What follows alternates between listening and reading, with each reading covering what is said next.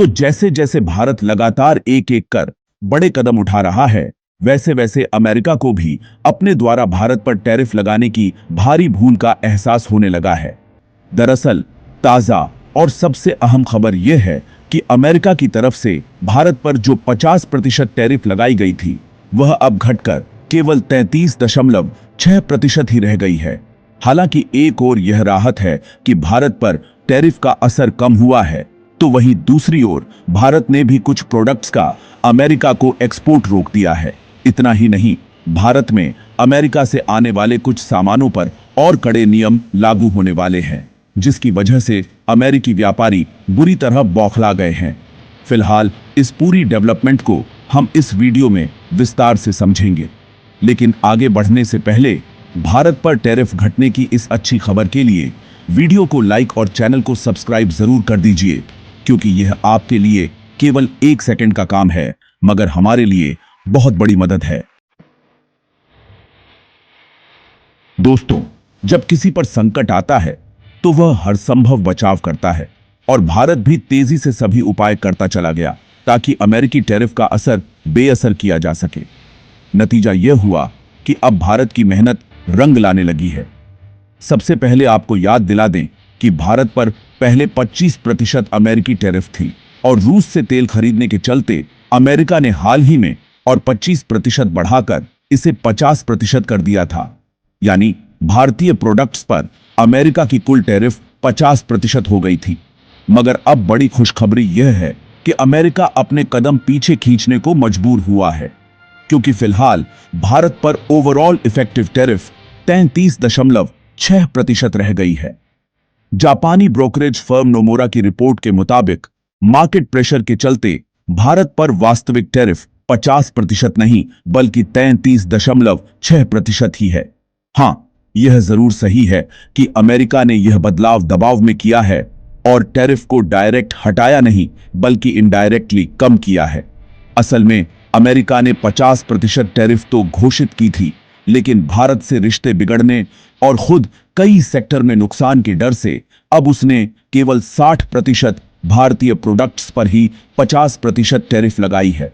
यानी बाकी 40% प्रोडक्ट बिना किसी अतिरिक्त टैरिफ के अमेरिकी मार्केट में एंट्री कर रहे हैं। इस हिसाब से जब औसत निकाला जाता है तो भारत पर इफेक्टिव टैरिफ 33.6% ही साबित होती है। टैरिफ में चीन पहले स्थान पर है, क्योंकि चीन पर पहले 11% इफेक्टिव टैरिफ थी, लेकिन 30% रेसिप्रोकल टैरिफ के बाद अब यह बढ़कर 42% हो चुकी है। जबकि भारत पर भले ही 50% की टैरिफ लगाई गई, लेकिन इफेक्टिव तौर पर यह 33.6% ही है। पहले भारत पर सिर्फ 3% इफेक्टिव टैरिफ थी, और यही कारण रहा कि बीते वर्षों में भारत अमेरिका का सबसे बड़ा ट्रेड पार्टनर रहा। लेकिन अब स्थिति अलग है। वहीं इंडोनेशिया, वियतनाम, साउथ कोरिया और जापान पर इफेक्टिव टैरिफ 18% से भी कम है। इससे साफ जाहिर होता है कि अमेरिका ने सबसे ज्यादा टारगेट भारत और चीन को ही किया है। अब सवाल यह है कि आखिर सिर्फ 60% प्रोडक्ट्स पर ही अमेरिका ने 50% टैरिफ क्यों लगाई, जबकि शुरुआत में सभी प्रोडक्ट्स पर टैरिफ की बात कही गई थी। तो इसका जवाब यह है कि अमेरिका को समझ आ चुका है कि उसने भारत और चीन को मुख्य रूप से टारगेट किया है। लेकिन भारत और चीन की नजदीकियां हाल ही में जिस तरह बढ़ी हैं, उसने ट्रंप को बेचैन कर दिया है। इसीलिए अभी केवल 60% प्रोडक्ट पर ही 50% टैरिफ लगाई गई है। फिनिश्ड ऑटो और ऑटो पार्ट्स पर 25% टैरिफ है, जिनका अमेरिकी मार्केट में हिस्सा 3% से ज्यादा है। जबकि स्टील, एल्यूमिनियम और कॉपर पर 50% टैरिफ है। लेकिन वहीं अमेरिकी मार्केट में 16% हिस्सेदारी रखने वाले फार्मास्यूटिकल प्रोडक्ट्स पर 0% टैरिफ है। इसी तरह इलेक्ट्रॉनिक और सेमीकंडक्टर सहित कई गुड्स पर भी 0% टैरिफ रखी गई है। यानी कुल मिलाकर भारत पर इफेक्टिव टैरिफ 33.6% ही रह जाती है। लेकिन क्या यह सब इतना आसान था? बिल्कुल नहीं। अगर 40% भारतीय प्रोडक्ट्स टैरिफ से बच गए तो यह भारत के उठाए गए बड़े कदमों का नतीजा है। सीधे तौर पर भारत सरकार ने अमेरिकी टैरिफ के खिलाफ कोई बड़ा एक्शन नहीं लिया, लेकिन इनडायरेक्ट तरीके से ऐसी रणनीति बनाई कि असर अमेरिका पर जरूर पड़े। सबसे पहले बड़े बड़े फर्म और यूनिवर्सिटीज में अमेरिकी ब्रांड्स को बायकॉट किया गया और मेक इन इंडिया को बढ़ावा दिया गया। सरकार ने भी इस कैंपेन को सपोर्ट कर घरेलू निर्माण को प्राथमिकता दी। साथ ही भारत ने एक्सपोर्ट को अलग अलग देशों में डाइवर्सिफाई किया और 100 देशों से संपर्क कर अचानक कई फ्री ट्रेड एग्रीमेंट्स की बातचीत तेज कर दी।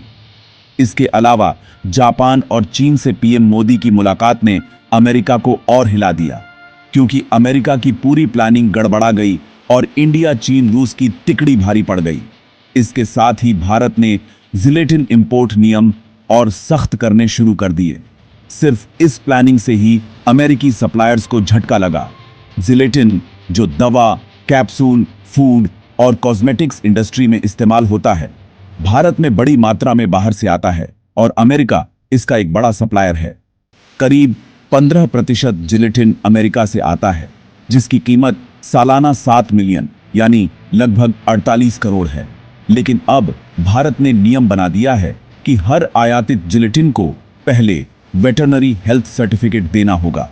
इससे अमेरिकी कंपनियों की लागत बढ़ेगी, शिपमेंट लेट होंगे और बिजनेस सीधे प्रभावित होगा। यानी भारत के छोटे छोटे नियम भी अमेरिका के करोड़ों डॉलर के कारोबार पर भारी साबित हो सकते हैं।